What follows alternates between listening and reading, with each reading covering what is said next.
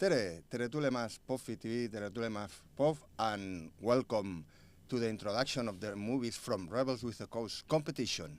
Yesterday we have a really nice introduction of the section with Tanner the Sam with a full house, and today we're already rolling with Emergency Exit by the filmmaker Lluís Miñarro. This is Javier Garcia Puerto, curator of the section, and I welcome you also to Tallinn with today the perfect weather to go into cinema. Yeah, that's it. You tasted already. Welcome to Tallinn, Lluís. Yes, how are you doing? Very nice to be here. Very happy, really. Yeah.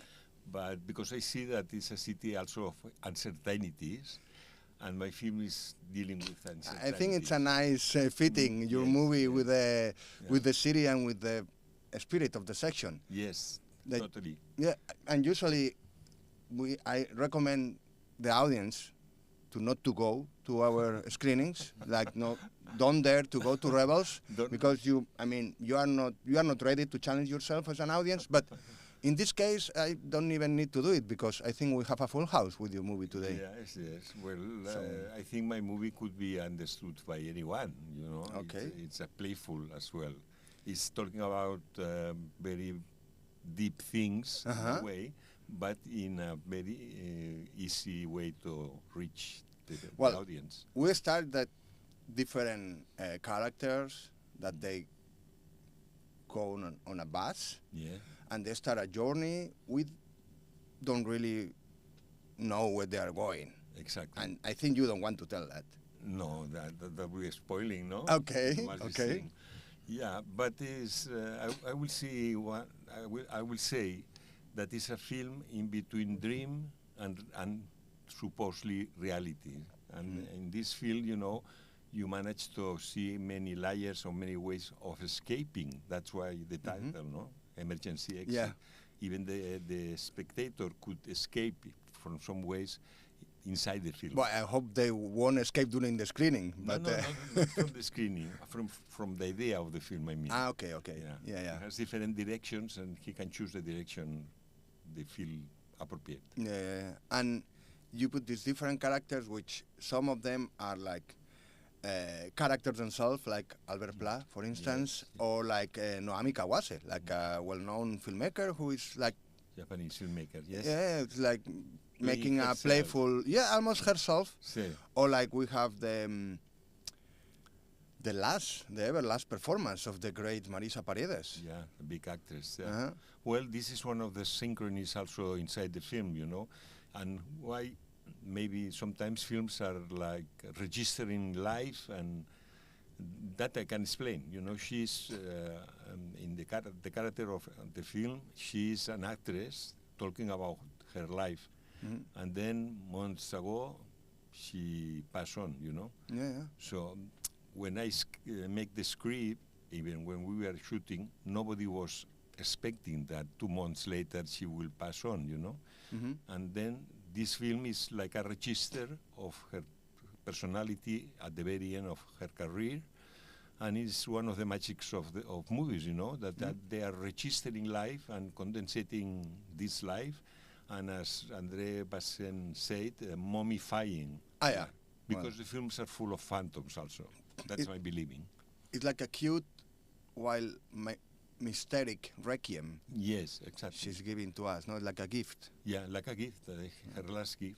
It's crazy. And we also have Eros in that booth. What role is playing Eros of like a character full of life among these people who we don't know if they are dreaming or they are flying?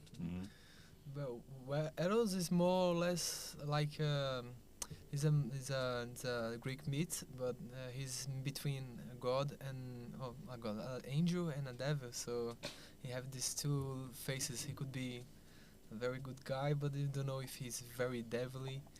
And it was a big pleasure to be with this great team, and was beautiful to explore these two sides of myself, and everyone has this, and I think people will recognize a bit the arrows they have inside them, and it was so beautiful to be part of this project and play with Marisa.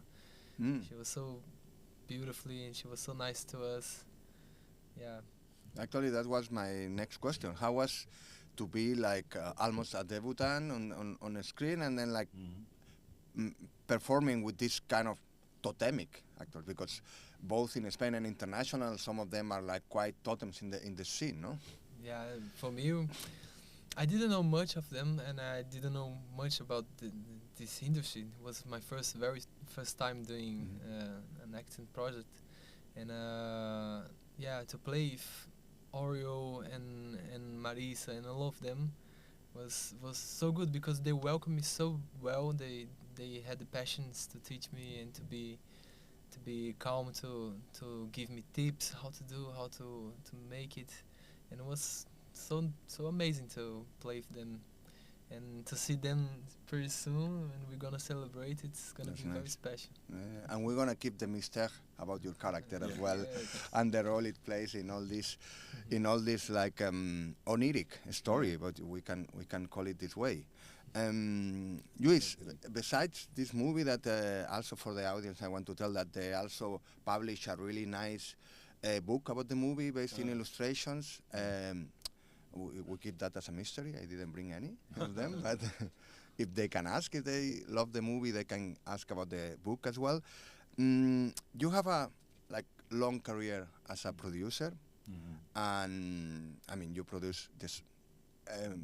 Naomi Kawase herself, Isabel Cochet, Lisandro Alonso, Albert Serra, Apichap. I mean, you are the Palme d'Or winner with Apichapong. Yes, with other co-producers, with the Uncle Boomy in 2010. And then, from time to time, you decide that you also want to be close to the camera. How is this move that you made, this transition? Well, you know, I need to express also my own creativity, you know, and I have been watching films since I had 4 years old. Now I am more than 70 years old. I mean, films and movies are part of my life, the most important part of my life, even I will say. So, by respect of movies, I didn't start earlier to do my own career as a director. I decided once making a documentary about my family. Then the editor convinced me not to be only for my family, if not to show it internationally. And it was a Carlo Vivari Film Festival at the time, 2009. And from that part on, I was deciding to make every 5 years, 4 or 5 years, a new film directed by myself. And now this is my third fiction film. I have made 5 films, but Emergency Exit is the third fiction film. And I feel very comfortable with both sides of I will say the industry, but I am not part of the industry in the sense of, you know, of a product. No, I never call the films products. I call the films obras. Works. Like handcraft, like like a craft. Yeah, almost artisanal way of making. Actually, this admiration for cinema or this long career bring us also another gift, as Marisa Paredes would say, like the gift of the love for cinema and the homage, the continuous homage in the movie. I mean, you will see, when you will see the movie, you will appreciate a lot of reference to the history of cinema. Clicks, no? How will you play with this history? Well, this comes in a natural way, you know, because I have seen so many masters that sometimes it's not making an homage. It's that there are signs, objects, or things like that that are connecting with other very known films, like Hitchcock probably, or Oliveira even, you know. But that comes in a natural way. It's not. I decided that during the shooting, you know, it's not preview many times. But I like this making like Sulto an object because it's participating as a character, a person, an object, an animal, a flower. Everything counts, you know. Everything is symbolic, I feel. And then how is symbolic, I must be used in some parts of the film, you know. But nobody can be obsessed to find this. I mean, this is working in another layer, no? In another layer. Yeah, and it's different from the plot of the film if you see or not see these references. I think even if there are many layers that some people will find some object, some other people will find another reference, all our rebel audience will I hope appreciate so. it and enjoy. Cinephiles will enjoy this, as yourself. And wrapping up a little bit, like and putting together both your career and your will to keep making movies and in a daring way, in a bold way. You recently told me that you are a senior producer making a junior filmmaking. But it was not me, it was someone saying so. Ah, okay. Yeah, but I feel comfortable with this idea. But that's good. And to be in this section, Rebel Without Cause, because in the 70s, with the film is also part of the plot is appearing to be in the 70s, early 70s, I was in the contracultural scene in Barcelona, you know.